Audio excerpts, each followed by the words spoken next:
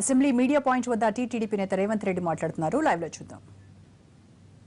మనం అనుకొని ఉండవచ్చు కాబట్టి ఈనాడు పారదర్శకత లేదు, అవినీతి పరులు అని చెప్పి ప్రభుత్వం ముద్రేసి తొలగించిన గవర్నర్ గారికి ఎందుకు కనిపించలేదో నాకు అర్థం కాలే.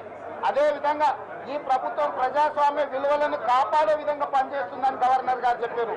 చివరికి గవర్నర్ గారి ప్రసంగాన్ని ఎప్పుడైనా కూడా మంత్రివర్గ సమావేశాన్ని ఏర్పాటు చేసి మంత్రివర్గం ఆమోదించిన తర్వాతనే గవర్నర్ గారికి ఆ ప్రసంగాన్ని పంపిస్తారు.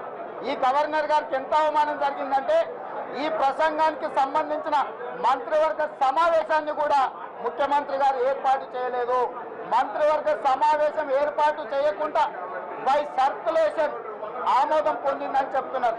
ఆ సర్క్యులేషన్ లో కూడా అందరు మంత్రులు సంతకాలు పెట్టినరో లేదో తెలియదు. ఎందుకంటే కేటీఆర్ అసలు లేనేలేడు, ఢిల్లీలో ఉన్నాడు. అసలు కేటీఆర్ గారు సంతకం పెట్టినరా, మిగతా మంత్రులు సంతకం పెట్టినరా? మంత్రివర్గ సమావేశం ఏర్పాటు చేయకుండా గవర్నర్ గారి ప్రసంగాన్ని ఆమోదించకుండా ఈరోజు గవర్నర్ గారి చేత సభలో ప్రసంగాన్ని చదివించి గవర్నర్ వ్యవస్థని అవమానిస్తే ముఖ్యమంత్రి గారు ఈ ప్రభుత్వం పారదర్శకంగా ప్రజాస్వామ్య విలువలను కాపాడుతుందని గవర్నర్ గారు చెప్పడం అంటే ఇది ఎంత అబద్ధమో ఒక్కసారి ఆలోచన చేయాల్సిన అవసరం ఉన్నది. అదేవిధంగా నిధుల కేటాయింపుకు సంబంధించి గత 3 ప్రసంగాలలో గవర్నర్ గారు డబుల్ బెడ్రూమ్ ఇళ్ల గురించి మాట్లాడారు. గవర్నర్ గారు దళితుల గిరిజనుల 3 ఎకరాల భూమి గురించి మాట్లాడినరు, మైనార్టీ రిజర్వేషన్ల గురించి మాట్లాడినరు, గిరిజనుల రిజర్వేషన్ల గురించి మాట్లాడినరు, కేజీ టు పీజీ ఉచిత నిర్బంధ విద్య గురించి మాట్లాడినరు, ఫీజు రియంబర్స్మెంట్ విషయంలో మాట్లాడినరు, నిరుద్యోగ యువకులకు సంబంధించిన ఉద్యోగాల గురించి మాట్లాడినరు. ఇవాళ ఇందులో వేటి గురించి కూడా ప్రస్తావన లేదు. ఈ ప్రసంగం అంటే ప్రభుత్వం పాలసీ డాక్యుమెంట్. రాబోయే సంవత్సరంలో ఈ రాష్ట్ర ప్రభుత్వం ఏ రకమైన నిర్ణయాలు తీసుకోబోతుందో, పరిపాలనను ఏ విధంగా సాగించబోతుందో చెప్పడానికి ఇది పాలసీ డాక్యుమెంట్.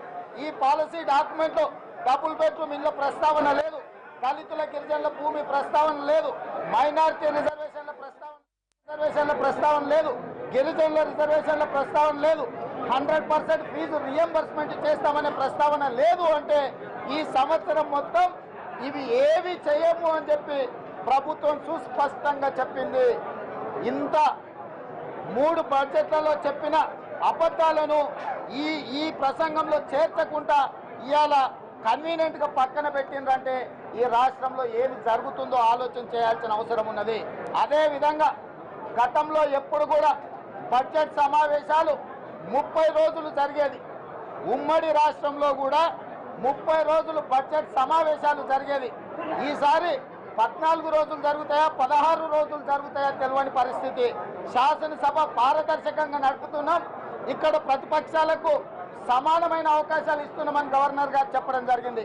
30 రోజులు శాసనసభను నడపాల్సిన ప్రభుత్వం కుదించి 14-15 రోజులకు పట్టుకొచ్చిందంటే సభ్యుల హక్కులను ఏ విధంగా కాల రాస్తుందో ఈ తెలంగాణ సమాజానికి సమాధానం చెప్పవలసిన అవసరం ఉన్నది.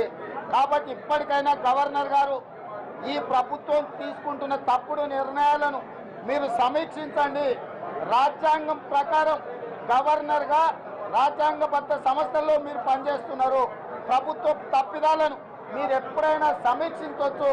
దయచేసి మీరు కూడా టీఆర్ఎస్ పార్టీ ఎన్నికల ప్రచారానికి బ్రాండ్ అంబాసిడర్ గా కొనసాగకండి. ఇవాళ మీ చేత అబద్ధాలు చెప్పించి ఎన్నికల రాజకీయ లబ్ధి పొందాలని కల్వకుంట్ల చంద్రశేఖరరావు గారు ప్రణాళికలు రచిస్తున్నారు. వారి మీద మీకు కొంత సానుకూలత కానీ వారి పట్ల సానుభూతి కానీ మీకు ఉండొచ్చు, తప్పు లేదు. ఎందుకంటే ఎవరైనా ఎంత పాపైనా వచ్చి మన కాళ్ళు మొక్కితే మనకు కొంత వాళ్ళ మీద సానుభూతి ఉంటుంది. మీరు కనిపించగానే దైవ్ కొట్టి మీ కాళ్ళు మొక్కుతున్నాడు కాబట్టి కేసీఆర్ను కాపాడే ప్రయత్నం చేయకండి. కాళ్ళు మొక్కితే మీరు ఆశీర్వదించండి తప్ప తెలంగాణ రాష్ట్రాన్ని ముంచితే మీరు చూస్తూ ప్రేక్షక పాత్ర పోషించకండి.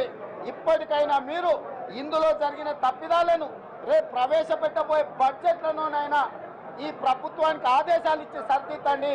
ఈరోజు మీ ప్రసంగంలో లేని డబుల్ బెడ్రూమ్ ఇల్లు, దళిత గిరిజనుల 3 ఎకరాల భూమి కేజీ టు పీజీ ఉచిత నిర్బంధ విద్యకు సంబంధించిన విధానాలు, ఫీజు రియంబర్స్మెంట్, గిరిజనుల రిజర్వేషన్లు, మైనారిటీ రిజర్వేషన్లకు అవసరమైన అన్ని ప్రణాళికలు బడ్జెట్లో ప్రతిబింబించే విధంగా ఈ ప్రభుత్వానికి ఆదేశాలు ఇవ్వాల్సిందిగా గవర్నర్ గారికి విజ్ఞప్తి చేస్తున్నాం.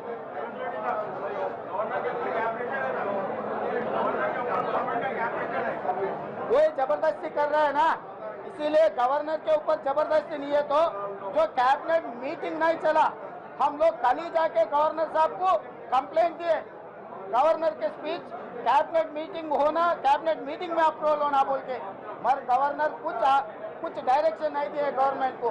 इसीलिए हम लोग बोल रहे हैं उसके ऊपर कोई दबावट होगा, नहीं है तो ऐसे काम नहीं हो सकता। इसीलिए हम लोग गवर्नर को और एक बार हम रिक्वेस्ट कर रहे हैं, कम से कम बजट में तो भी ये पूरा जो है ये डबल बेडरूम घरों का, दलित 3 एकड़ जगह के और बाकी के चीजों के बारे में जो बजट इसमें रहना बोल के हम गवर्नर साहब को रिक्वेस्ट कर रहे हैं। सर्वे में వాళ్ళు అడగలేదు, వాళ్ళు అడిగితే చెప్పగలరు.